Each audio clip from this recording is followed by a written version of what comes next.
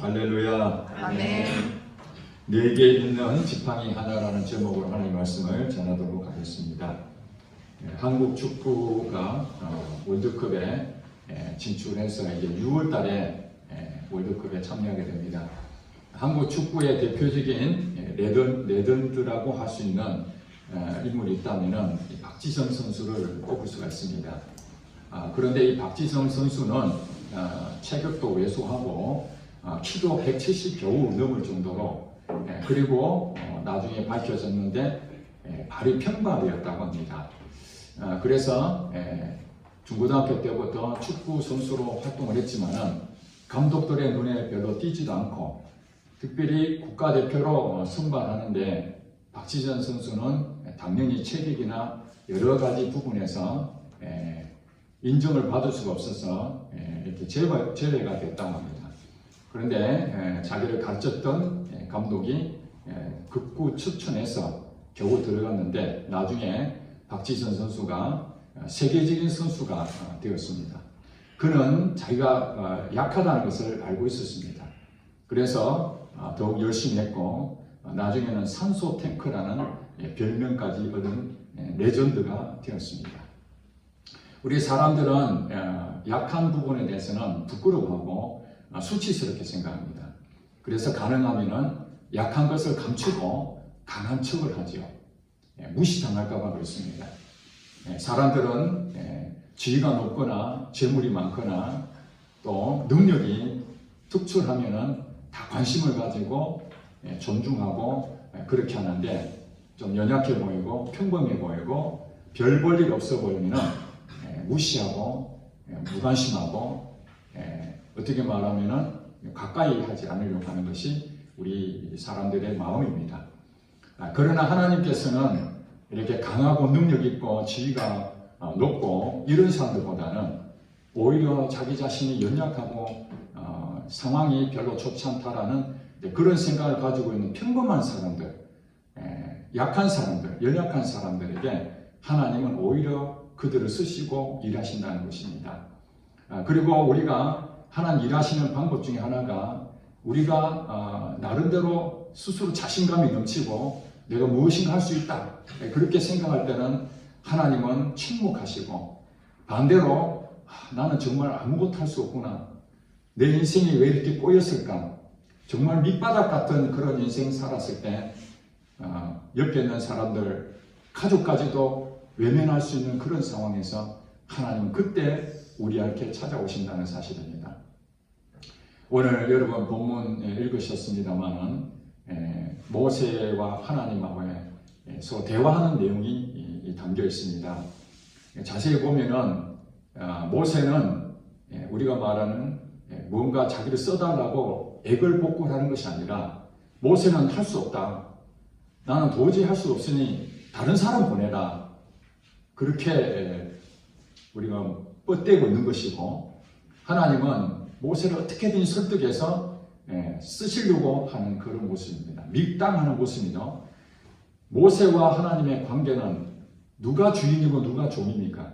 하나님이 주인이시고 모세가 택함 받는 자인데 오히려 모세가 담당하고 하나님은 어떻게든지 그 마음을 살피고 설득하고 달래고 이런 모습이 보입니다.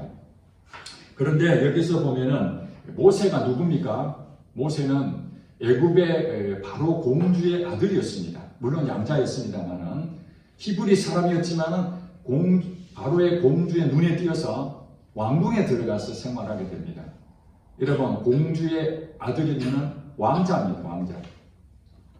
왕궁의 모든 생활이 화려하고 너무 좋았습니다. 그러나 그의 태생은 애굽 사람이 아니고 히브리 사람이었습니다. 유대인이었죠. 그걸 정체성을 그 유모였던 엄마가 잘 가르쳐 줬습니다. 그래서 그가 이제 40살 정도 되었을 때에, 여러분 40살 정도 되면 전성기라고 할 수 있습니다. 전성기 때에, 그리고 왕궁의 왕자였다면은 모세의 그 능력은 어떻게 말하면 최상이라고 할 수 있는 그런 상황입니다. 그럴 때에 자기 동포가 애굽 사람한테 당하는 것을 보고 야, 우리 민족을 도와줘야 되겠다. 자기 힘을 이용해서 그 애굽 사람을 죽여버렸습니다. 모래에 파묻어버렸죠. 그랬는데 그 일로 인해 가지고 나중에 발각이 되게 되죠. 그래서 결국에는 도망자 신세가 됩니다. 왕궁에서 호의호식 누릴 수 있는 기회를 얻었는데 자기 이스라엘 백성 히브리 민족을 구해주려다가 오히려 자기 힘을 과시했을 때는 그 일이 정상적으로 이루어지지 않냐고 오히려 도망자 신세가 되고 말았습니다. 그래서 미디안에 가서 40년 동안이나 양을 치는 평범한 노인이 된 상태에서 어느 날 하나님께서 그를 찾아오십니다. 호렙산에서 양치고 있는 모세를 찾아오셔서 내가 이제 너를 이스라엘을 구원하는 구원자로 삼겠다. 이제 바로에게 가서 이스라엘 구원하라. 그렇게 말씀을 하셨습니다. 그러니 모세는 이제 기가 막힌 일이 자기가 40살 때 왕궁에서 힘이 출중할 때 최전성기 때 하나님이 오셨으면 좋습니다. 제가 하겠습니다. 이런 자신감이 있을 텐데 오히려 도망자 신세였고 나이도 늙고 왜소한 이제는 아무도 자기를 거들떠 보지 못하는 이런 신세에 하나님이 찾아오셔서 내가 너를 쓰겠다. 내가 너를 구원자로 너를 보내겠다. 그렇게 말하니 여러분 얼마나 기가 막히겠습니까?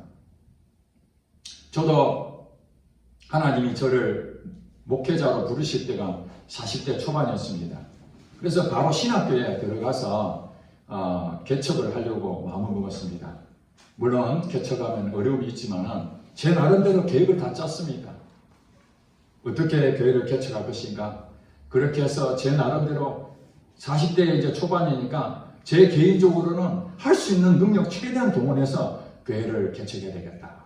그렇게 마음을 먹고 있었는데 하나님께서는 저의 생각과 다르게 기다려라 하는 사인을 주시고 10년 동안 굉장히 어려운 시간을 보내게 됐습니다. 그러면서 시간이 지난 10년 후에 제 마음 가운데에 개척할 수 있는 상황이 안 되는구나. 이제는 내 힘도 다 빠졌고 어떻게 말하면 40대의 그 황금 같은 시간 다 보내버리고 이제 주변에 있는 사람들이 교회는 언제 합니까? 사역은 언제 합니까? 물을 때마다 부끄럽고 수치스럽고 도망가고 싶은 마음이 더 들었습니다. 정말 괜찮은 어떤 그 부분이 있었을 때는 당당하게 제가 나서서 말할 수 있는데 이제는 섬기던 교회의 사역도 다 이제 중단되어 있는 상태고 그렇다고 해서 하나님 부르셨으니까 도굴러 갈 수도 없고 목회 길도 열리지도 않고 그런 완전한 저의 밑바닥 가운데 하나님은 찾아오셨습니다. 찾아오셔서 제게 이런 마음을 주시는 것 같았습니다. 너 혼자라도 할래? 여러분 개척하는 것이 지금도 어렵지만 그 당시에도 개척은 매우 어려운 상황이었습니다. 나의 모든 걸 동원해도 쉽지 않는 상황이었는데 이제 10년 뒤에 저의 완전히 밑바닥에서 저의 능력은 완전히 사라지고 모세가 하나님 앞에 늙은이로서 양치는 그 모습 앞에 하나님 내가 너를 쓰시겠다 그 얘기나 저의 이제 10년 후에 아무것도 없는 빈털터리 같은 저 가운데에 너 혼자라도 할래? 그 질문은 모세의 심정과 저의 심정이 어떻게 말하면 동일한 그런 마음이었을 것입니다. 그때 저는 사실은 자신이 없었죠. 이제 너 혼자라도 할래? 이 얘기는 아무도 의지하지 말고 나만 믿고 할래? 이런 얘기였거든요. 그렇습니다. 하나님이 이런 내 능력을 하는 것이 아니었습니다. 제가 40대 초반에 목회를 바로 시작하려 했던 것은 하나님의 능력이 아니라 바로 내 가지고 있는 최저성기 때 그래도 지금 좀 늦었지만은 20대부터 신학교 갔던 그 젊은 친구들보다는 좀 늦었지만은 이제라도 내가 한번 열심히 해서 하나님한테 인정받아야 되겠다. 이제 그런 마음이 있었던 것은 그건 저의 생각이었죠. 그것을 완전히 다 내려놓고 10년 뒤에 약한 그 모습 그대로 있을 때 하나님은 저에게 찾아오셨습니다. 그렇습니다. 야곱도 돈, 재물 다 가지고 나왔는데 형이 자기를 죽이러 온다는 그 소식을 듣고 완전히 절망 가운데에, 낙심 가운데에 이제 어떡하노? 이 재물도 다 없어지고 자기 가족들도 다 잃어버리는 이런 밑바닥의 상태에서 하나님이 찾아오셨습니다. 그렇게 해서 환도뼈를 쳐서 그가 쩔뚝이면서 끝까지 붙잡은 것은 살려달라고, 나를 구원해달라고, 하나님밖에 없다고. 그렇게 해서 야곱은 이름이 바뀌어서 이스라엘이 되었고 12지파를 낳은 조상이 되었습니다. 그는 이제 환도뼈가 절단이 되면서 쩔룩이는 인생을 살았습니다. 그의 인생 가운데 쩔뚝쩔뚝 거리는 그때가 바로 겸손의 모습이 아니었겠습니까? 쩔룩이는 것을 볼 때, 사람들이 볼 때, 야, 너 장애를 입었구나, 그렇게 놀림감이 될지 모르지만, 그러나 그것은 하나님이 자기를 쓰시는 가장 약한 곳에서 자기를 건지신 그 하나님, 그 표징이 바로 이 환도뼈에 쩔룩이는 그런 모습이었던 것입니다.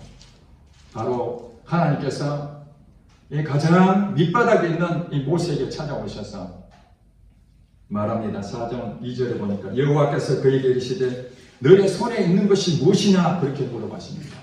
모세가 대답하기를 지팡이입니다. 여러분, 그 지팡이 어떤 지팡이입니까? 양치는 지팡이입니다. 이 지팡이는 정말 평범한 도구입니다. 아주 연약한, 노인에게는 정말 필요한 거지만 일반적으로 이 지팡이는 별 볼일 없는 그런 상징과도 같습니다. 약한 도구입니다. 근데 하나님께서는 이 지팡이 하나를 의지하고 있는 이 모세에게 그것을 땅에 던지라 하시매 곧 땅에 던지니 그것이 뱀이 된지라.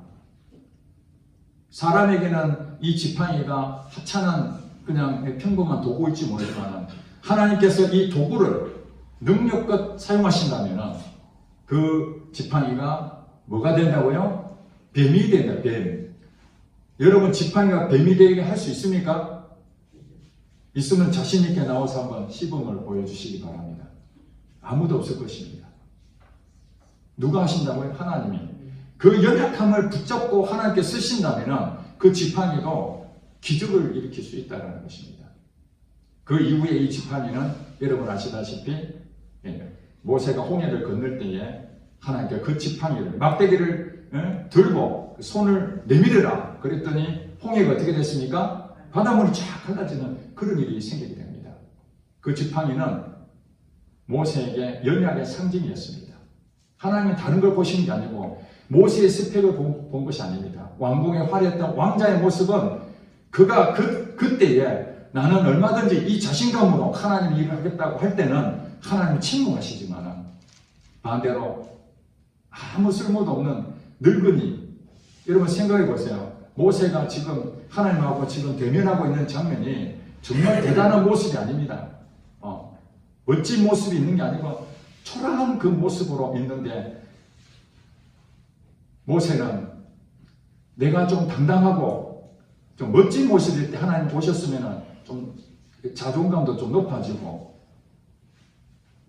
어떻게 말하면 때깔도 좀 좋은 모습 아니겠습니까? 남들 앞에서 보여줄 수 있는 최상의 조건을 하나님 앞에 보여주고 싶었을 텐데 그때 왜 안 오시고 그때 왜 외면하시고 이제 내가 힘이 없는 이때에 하나님 오십니까 하는 마음이 약간 섭섭할 수도 있었겠죠. 왜 밑바닥에서 내 능력이 조금이나 남아있을 때 그때 오셨으면 내가 그래도 주의 일에 조금 할 수 있는데 이제는 완전 바닥이어서 하나님의 일은 내가 감당할 수가 없다. 그러니 나는 못합니다. 그렇게 계속 뻗대고 있는 것이죠. 그런데 10절에 보니까 모세가 여호와께 아뢰되 오 주여 나는 본래 말을 잘하지 못하는 자니이다. 주께서 주의 종에게 명령하신 후에도 역시 그러하니 나는 입이 뻣뻣하고 혀가 둔한 자니이다. 모세가 하나님께서는 그럼에도 불구하고 달래는 거죠. 이적을 베풀고 손을 품에 넣어봐라 그랬더니 나병이 생기고 다시 손에 넣었더니 다시 낫게 되고 이런 일이 보니까 야 하나님 하실 수 있구나. 나는 약하지만 하나님 하실 수 있구나. 그걸 증거를 보여주려고 두 번이나 이렇게 기적을 베풀어 주셨는데도 불구하고 모세는 여전히 자신이 없는 거예요. 여전히. 그래서 자기의 또 약점이 무엇인지 이제 고백합니다. 나는 말 잘 못합니다. 입이 뻣뻣하고 그래서 하나님이 아무리 내게 이제 능력을 주신다 하더라도 이 말은 잘 못할 것 같아요. 여러분 그럴 수 있잖아요. 교회에서 어떤 일을 맡기든지 아니면 직장에서 어떤 일을 맡기는데 자기가 자기 자신을 너무 잘 알아. 자신감이 넘칠 때는 그거 나한테 맡겨주세요. 내가 하겠습니다. 그러지만은 정말 자신이 하나도 없어요. 그럴 때에 이거 한번 해봐라. 근데 정말 능력이 안 되는데 그래도 해봐라. 그러면 우리는 어떤 생각합니까? 핑계를 댈 구실을 찾잖아요. 어떤 분이 그러냐. 마음에 있으면은 길이 보이고 마음이 없으면 핑계가 보인다고. 지금 모세는 어떻게든지 하나님이 말씀하시면 순종하려고 애를 쓰는 것보다는 핑계를 찾고 있는 것이죠. 그게 찾는 것이 자기 입이 둔하다. 말을 못한다. 여러분 바로 앞에 가가지고 이제 이스라엘 백성들을 애굽 땅에서 탈출시키려면은 말을 더듬으면 안 되잖아요. 말을 그럴듯하게 설득력 있게 그렇게 말을 해야 되는데 모세는 그것도 자신이 없는 거예요. 근데 사실은 모세에게 트라우마가 하나 있었어요. 그것이 뭐냐면은 40년 전에 자기가 정말 스펙이 좀 괜찮았을 때 이스라엘 백성들을 계속 애굽 사람들이 괴롭히니까 그때 그 애굽 사람 죽였잖아요. 근데 이스라엘 자기 동포끼리 서로 싸우는 것을 말렸습니다. 왜 동포끼리 싸우느냐? 그랬더니 애굽 사람 죽인 것처럼 너도 나를 죽이려고 하느냐? 그래서 도망을 쳤거든요. 그러면은 지금 무슨 얘기냐면은 그 두 사람이 싸우고 있는 그 이스라엘 백성들이 사실은 모세의 고마움을 표현해야 되는 게 맞지 않겠습니까? 애굽 사람을 쳐 죽였다는 얘기는 그래도 왕궁에서 왕자로서 우리를 외면하지 않냐고 같은 민족이라고 그래도 우리를 도와줘서 너무너무 고맙다 이렇게 말을 해야 되는데 너도 우리를 죽이려 하느냐 하고 오히려 대적을 하니까 모세가 이스라엘 백성들에게 자기 존재가 별 볼이 없다는 걸 알게 된 거죠. 그랬는데 하나님의 말씀이지만 어떻게 이제는 그때 몇 명도 아니고 200만 명 이상 되는 그 대인구를 끌고 나오는 지도자가 돼야 되는데 그 사람들이 자기 말을 들을 수 있을까? 그렇게 의심할 수밖에 없는 것이죠. 여러분 어떤 일을 할 때에 자신감이 없는 것은 트라우마가 있을 때에 자신감이 완전히 바닥일 가능성이 많습니다. 예전에 내가 그것을 해봤는데 실패했다. 실수했다. 이런 것을 경험하면은 다시 그 일을 맡기면은 두려워하죠. 내가 또 실패하는 거 아닌가? 그런 생각을 가질 수 있습니다. 그것 때문에 모세는 그것을 계속 거부하고 있는 것이죠. 근데 하나님께서는 그것조차도 우리의 인간의 연약한 트라우마가 있어도 그래 알았다 하고 끝나는 것이 아니라 다시 또 설득합니다. 여호와께서 11절에 보니까 그에게 이르시되 누가 사람의 입을 지었느냐 누가 말 못하는 자나 못 듣는 자나 눈 밝은 자나 맹인이 되게 하느냐 나 여호와가 아니냐 그렇게 설명합니다. 그러면서 12절에 이제 가라 내가 너의 입과 함께 있어서 할 말을 가르치리라. 하나님께서 너를 창조하셨다. 내가 너 말 못하는 잘 안다. 그러나 내가 너와 함께 해서 너가 무슨 생각을 하든지 지혜를 주어서 말 잘 할 수 있도록 도와주겠다. 이제 하나님 그렇게 말씀하시죠. 참 하나님이 얼마나 예전합니까? 오히려 모세가 하나님 앞에 엎드려서 그렇게 해야 되는데 하나님은 당당하게 그래야 되는데 당당한 것은 모세고 어떻게 말하면 하나님의 애걸하는 그런 모습 아닙니까? 여러분은 어떻습니까? 여러분들은 하나님 앞에 당당하고 하나님 여러분 막 애걸합니까? 네. 여러분 자신감이 충만할 때 그때는 하나님이 여러분한테 찾아오지 않습니다. 왜냐하면 자기 능력을 맹신하기 때문에 그렇습니다. 자기 능력을 맹신하면 하나님이 일하실 수가 없습니다. 교만해지면은요, 하나님은 그 사람하고 쓸 수가 없어요. 그래서 우리 사람이 영향력이 가장 크게 됐을 때, 그걸 최정성기라 하잖아요. 그런 정성기 때는 사실은 자신감이 팽배되어 있기 때문에 하나님은 그때는 거의 침묵하실 때가 많습니다. 모세처럼. 그런데 반대로 정말 영향력이 제로일 경우, 예전에는 화려한 경력을 가지고 스펙을 자랑했을지라도 이제 은퇴하고 늙은 취급받고 아파트 가서 경비하면서 남들이 볼 때 야 교장 선생님 옛날에 그렇게 화려했는데 이제 뭐 다 은퇴하시고 경비밖에 안 하십니까? 그렇게 말할지 모르지만 그런 연약한 그 모습을 자기가 스스로 인정할 때에 비로소 하나님께서는 그 사람을 쓰신다는 것입니다. 그리고 여러분이 생각할 때에 하나님 앞에 부끄러워서 내가 뭐 내놓을 것이 없다. 물론 세상 사람들 앞에 여러분들이 약한 것을 얘기하면요. 여러분이 약한 것을 막 얘기하잖아요. 그러면 세상 사람들이 야, 너 참 약한 것이 참 대단하구나. 야, 어떻게 그렇게 되냐. 이렇게 얘기하는 사람 별로 없고요. 그 약한 모습 가지고요. 비난하고 정지하고 뒤에 가서 욕하는 사람들이 대부분입니다. 그런데 사람들 앞에서는 약한 모습을 보일 수가 없어요. 그게 현실이니까. 그러나 하나님 앞에는요. 약한 모습을 감출 필요가 없습니다. 오히려 하나님은 약한 모습 그대로 나오길 바라고 계십니다. 우리가 약할 때 하나님 찾아오십니다. 아멘. 우리가 약할 때 하나님 찾아오십니다. 자신감이 완전히 떨어져서 이제 나는 더 이상 할 수가 없습니다. 그때 하나님 찾아오신단 말입니다. 그리고 영향력이 하나도 없을 때 그때 찾아오십니다. 그래도 모세는 이런 마음을 갖습니다. 13절에 보니까 모세가 이르되 오 주여 보낼 만한 자를 보내소서. 야 정말 참 모세 대단합니다. 하나님께서 그 정도 했으면은 이제 못 이긴 척 그래도 하나님께서 함께 하신다면은 그래도 내 같은 사람 이 연약한데 하나님 쓰신다니 아이고 감사합니다. 그렇게 해도 모자라는데 아이고 보낼 만한 사람 보내세요. 저는 그래도 안 갑니다. 야 모세 고집도 대단합니다. 고래 실질보다 더 강한 이 자존심이 얼마나 상했으면은 하나님 더 이상 나는 안 갑니다. 핑계를 대도 이제 더 이상 차라리 남을 보내라고 이렇게 말합니다. 그러니 하나님께서는 이렇게 말씀하십니다. 14절에 여호와께서 모세를 향하여 어땠다고요? 노하여 화를 냈습니다. 하나님도 이제 하다 안 되니까 이놈아 너 말고 다른 사람 보내라고? 기가 막히니 기가 막히니. 하나님이 이렇게까지 하신 경우가 우리 성경 어디 가도 있습니까? 없잖아요. 근데 하나님은요 모세가 이렇게 뻗대고 끝까지 그렇게 해도 인내하시고 기다리고 참고 있는 것처럼 우리 아브라함에도 그렇게 해요. 아브라함에 소돔과 고모라 땅을 하나님께서 심판하시겠다는데 아브라함이 그 소식을 듣고 하나님 여기에 죄악이 가능하지만은 하나님 불쌍히 여기셔서 의인 50명만 되더라도 좀 어떻게 안 되겠습니까? 그렇게 부탁하잖아요. 하나님께서 안 돼! 이게 아니고 알겠다.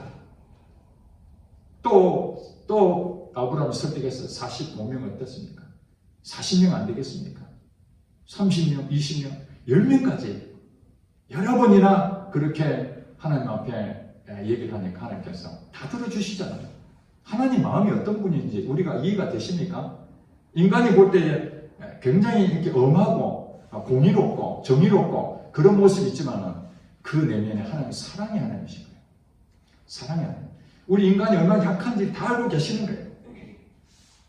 그런데도 모세는 정말 보낼 만한 자를 보냈어서 이 말이 어떤 말이냐면요. 정말 자기 자신이 자신이 없다는 얘기를 분명하게 얘기하는 것입니다. 우리도 그렇잖아요. 여기 와서 식사하세요 그러면 한 번은 빼잖아요. 아이고 밥 먹었습니다. 그래도 와서 식사를 하셔야 괜찮습니다. 그 정도 되면 이제 예의를 갖췄으니까 그래 한 숟갈 드셔야 돼. 그렇다면 한 숟갈 뜨죠.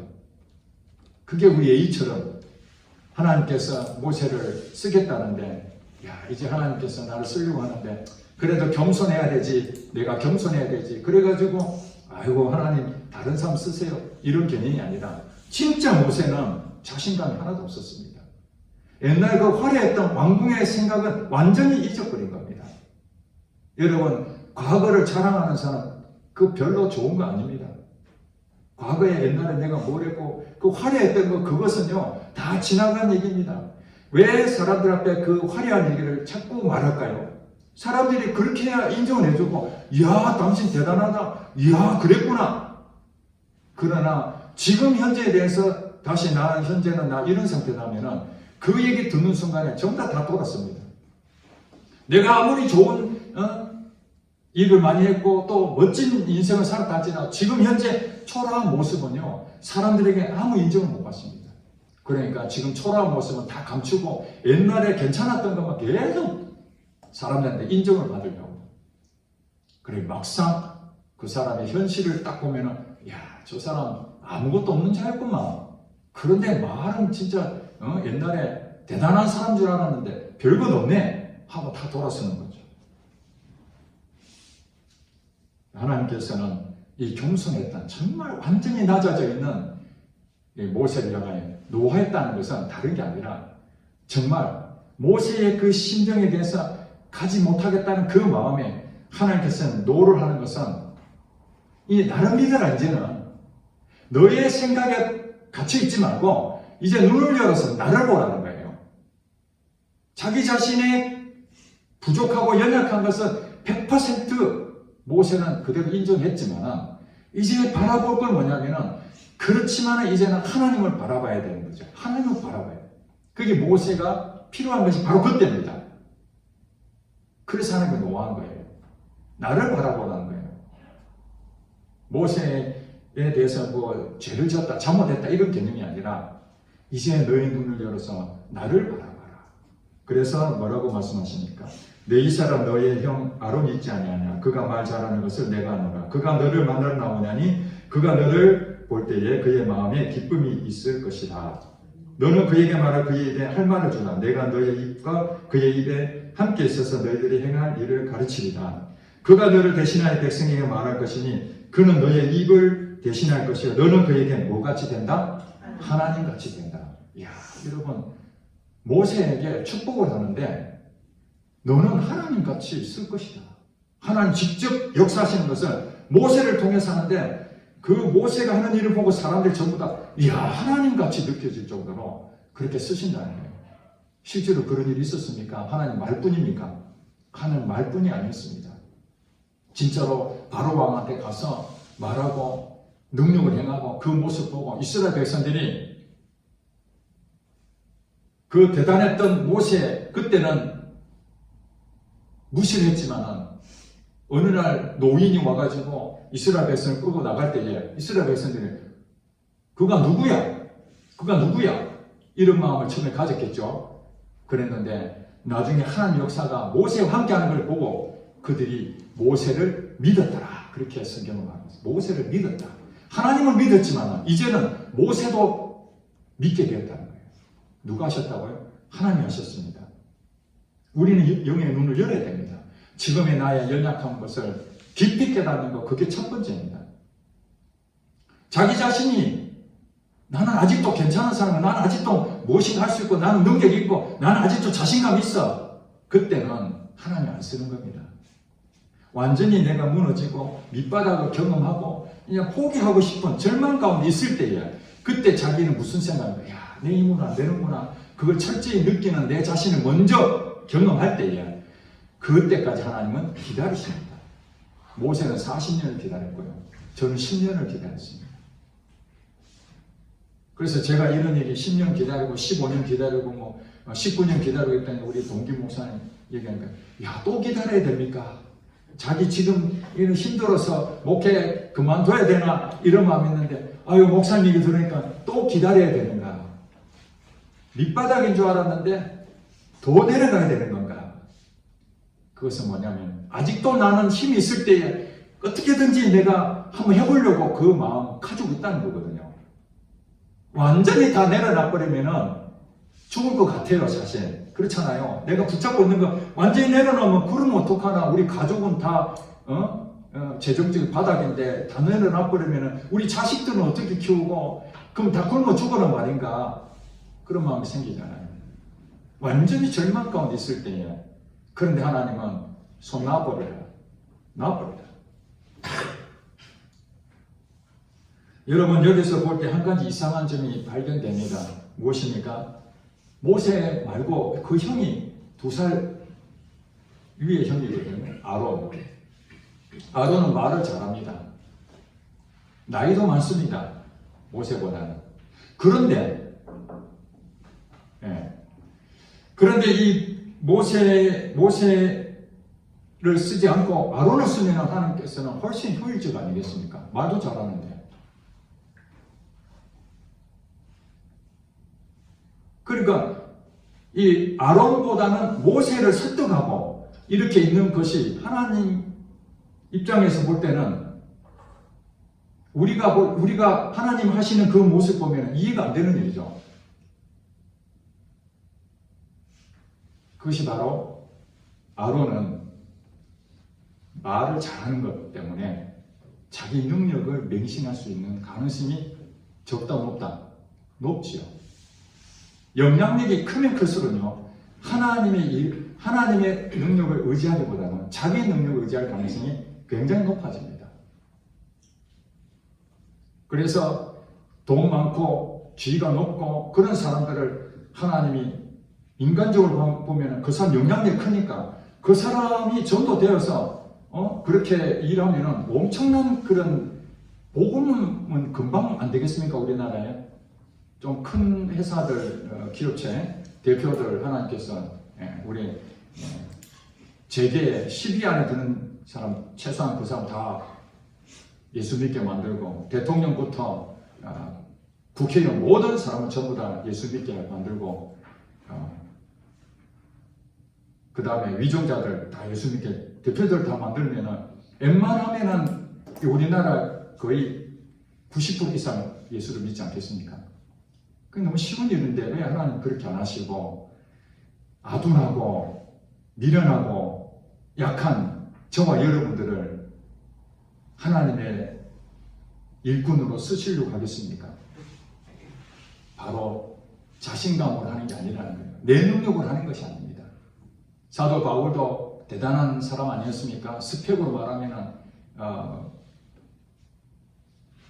이스라엘에서 떵떵거리며 살 수 있었는데 그때는 하나님 외면하시고 그가 하나님 앞에 완전히 꼬꾸러져서 난 날마다 죽는다. 사도 바울의 고백을 난 날마다 죽는다. 그 고백 가운데 그 육체의 가시를 줬는데 기도했는데 하나님 안 낫게 하셨잖아요. 그때 주시는 말씀이 내 능력이 약한 데서 온전해집니다. 내 능력이 하나님의 능력이 약한 데서 온전해진다. 사도 바울은 건강해지고 어떻게 말하면 좀 자신감 넘치는 그런 모습으로 당당하게 복음을 전하고 싶었지만은 하나님은 오히려 그것 때문에 사도 바울이 교만해지고 사람들이 거기에 주목할까봐 그 가시를 줘서 내 능력이 약한 데서 온전해집니다. 약할 그때가 곧 강합니다. 약할 그때가 곧 강합니다. 여러분에게 찾아오시는 그 하나님은 여러분 영향력 최고일 때가 아니라 영향력 제로일 때, 자신감이 충만할 때가 아니라 여러분 자신감이 완전히 바닥일 때, 여러분 인생 가운데 최전성기가 아니라 여러분 인생 가운데 가장 밑바닥일 때, 그때 하나님 찾아오셔서 모세처럼 내가 너를 쓰기로 원한다. 하나님께서 이 겨자시계를 세워주셨습니다. 정말 최전성기에 사람도 빡빡하고 돈도 많고 사람도 넘치고 가진 것이 너무 많았을 때 하나님께서 일하시는 것이 아니라 사람도 부족하고 물질도 부족하고 외부에 알릴 것도 없고 소수의 사람들이 그저 하나님 앞에 엎드려 있는 우리 모두가 다 연약합니다. 모세 심정처럼 하나님 나는 아무것도 못해요. 다른 사람 쓰세요. 그럴 수밖에 없는 존재들이 여기 다 모여 있는데 하나님이 이곳에 찾아오지 아니하고 어디를 가시겠습니까? 저는 우리 성도님들을 딱 봤을 때에 야 모세의 그 40대에 당당했던 그 모습들은 하나도 안 보이고 전부 다 80대에 지팡이 하나 들고 왜소해 보이는 그 모습 앞에 주님밖에 없습니다. 내 인생 주님밖에 없습니다. 그러고 앉아있는 우리의 성도들의 모습 보니까 야 이곳이 희망이고 하나님이 일하실 곳이구나. 아멘. 하나님 하실 일이 바로 여기구나. 다윗도 여러분 보세요. 다윗이 소년 때 골리앗이 이스라엘을 공격하고 완전히 그 장구한 골리앗을 이기지 못해서 벌벌 떨고 있을 때에 다윗이 나와가지고 내가 한번 해보겠다. 이 골리앗에게 하는 말이잖아요. 너는 창과 단창, 칼과 창과 단창으로 나오지만은 나는 여호와의 이름으로 나간다. 여호와의 이름으로 나간다. 그런데 사울이 기가 막히잖아요. 이 소년이 와가지고 다른 사람 벌벌 떠서 군인들도 두려워서 지금 있는데 이 소년이 와서 내가 한번 맞짱 떠보겠다고 하니까 이 도저히 말이 안 되잖아요. 그래도 뜻이 가상해서 사울 왕이 자기 쓰던 투구와 갑옷을 그 머리에 씌워주고 옷을 입혀주니까 여러분 어떻습니까? 성경에 보니까 헐렁하게 되죠. 이 소년이니까 완전히 이렇게 장구하고 그런 것이 아니라 군인의 그 자격도 없는 이 소년이 와가지고 입어보니까 안 맞는 거죠. 다 벗어버리고 부드러운 매끄러운 돌 5개 물매를 가지고 그다음 막대기 하나 있습니다. 그 막대기 뭘까요? 양을 치는 막대기였습니다. 지팡이, 모세의 지팡이나 다윗이 가지고 있는 이 막대기나 같은 거죠. 그걸 가지고 나갔습니다. 그걸 가지고. 그래서 그 부드러운 돌 하나 가지고 던졌는데 그게 어디로 맞았죠? 골리앗의 이마에 명중을 했습니다. 이마에 명중했는데 성경에 보니까 이마에 박혀버렸습니다. 여러분 뾰족한 이 돌이 박히지 부드러운 돌이 박힐 수 있겠습니까? 그리고 사실은 활을 쏘든지 뭐 그러면은 명중률이 좀 있을지 모르지만 이 돌로 이 손을 던진다는 것이 아무리 연습을 많이 했다 할지라도 단 한 번에 쓰러진다는 것은 거의 불가능한 얘기입니다. 어떤 분들은 그동안 연습 많이 했기 때문에 다윗이 골리앗을 한 방에 그렇게 했었다. 그렇게 해석해버리면은 그 능력은 다윗의 열심히 노력했던 대가가 아니겠습니까? 그런데 여러분 돌멩이로 던져서 명중하면은 사람이 어디로 넘어져야 됩니까? 뒤로 넘어집니까? 앞으로 엎드려집니까? 상식적으로 뒤로 넘어져야 되잖아요. 맞았으니까 뒤로 넘어지면 맞는데 성경에 보니까 맞고 앞으로 엎드려지고 이마에 돌이 박힌다는 것은 그 사람의 힘으로 안 된다는 것이죠. 물론 다윗을 통해서 일을 하셨습니다. 우리가 볼 때 다윗은 왜소하고 소년이었고 전쟁의 경험도 별로 없는 물론 양칠 때에 사자, 곰도 잡기도 했지만은 그러나 또 상대가 다르잖아요. 그런 다윗에게도 하나님께서는 그때 찾아오셔서 그 약한 걸 가지고 하나님 일하신 것을 보여주시는 겁니다. 그러니 사랑하는 성도 여러분, 여러분들이 지금 자신감이 없고 나는 아무것도 할 수 없다. 그때가 바로 하나님 일하실 때입니다. 문제는 뭐냐면은 내가 그래도 조금이라도 뭘 인간의 방법을 해보려고 애를 쓰고 있다는 그 자체가 사실은 하나님이 여전히 기다리고 계시는 겁니다. 왜냐하면 내가 완전히 손을 놓을 때까지 그러지 않으면 어떻게든지 나의 인간의 생각과 인간의 계산으로 그걸 의지하려고 하기 때문에 하나님께서는 여러분에게 지팡이 하나씩이 다 있습니다. 모세가 지팡이 하나 있듯이 여러분에게도 지팡이가 하나씩 있을 것입니다. 그 지팡이를 통해서 하나님 일하십니다. 그 지팡이는 바로 여러분의 연약함입니다. 겸손의 상징입니다. 그러므로 여러분들이 나는 아무것도 못해. 이것도 부족하고 뭐 여러 가지 부분을 핑계를 댈 수 있는데 그건 핑계일 뿐이고 여러분 스스로는 그것을 첫 번째로 나의 연약함을 분명히 인정하는 것이 첫 번째입니다. 그것이 제대로만 된다면 하나님은 반드시 여러분 찾아오셔서 그거를 가지고 여러분 일하시게 됩니다. 예수를 안 믿는 사람도 자기가 약한 것을 알고 그것을 핸디캡을 극복하고 그것을 이겨내는 사람 있지 않습니까? 하물며 하나님의 자녀를 하나님 외면하겠습니까? 절대 그럴 하나님이 아니십니다. 그리고 사람들 앞에서는 지혜롭고 행동을 해야 되겠죠. 나의 연약함을 아무리 얘기해봐야 그들은 알아주지 않습니다. 감추고 부끄럽고 그럴 수밖에 없는 우리 현실이지만 그러나 하나님 앞에서는 있는 그대로 고백하시면 됩니다.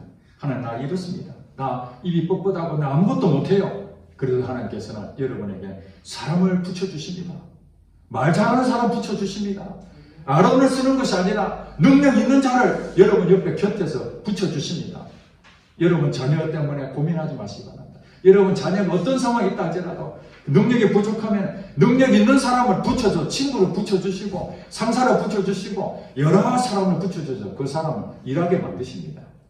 여러분 가정에 경제적으로나 또 모든 관계에서 어려움이 있다 할지라도 여러분 자신만 생각하면 힘들지만 옆에 사람들 하나님께서 돈 있는 사람 보내주시고 능력 있는 사람 옆에 보내주셔서 여러분 일하게 만듭니다.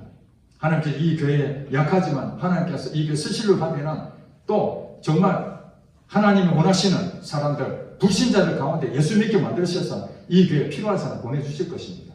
그러나 그 사람 능력으로 하는 것이 아니라 하나님의 능력으로 이 교회는 세워져 갈 것입니다. 여러분 가정도 하나님 능력으로 세워져 갈 줄로 믿습니다. 여러분 직장도 하나님 능력으로 세워질 줄 믿습니다. 여러분 다른 것이 아닙니다. 오직 하나님만 믿고 나가다면 영의 눈이 열리게 된다면 이제는 내 자신을 봤다면 이제 하나님만 바라보시기 바랍니다. 하나님만 바라보면 하나님께 반드시 여러분 귀에 쓸 줄로 믿습니다. 기도하겠습니다.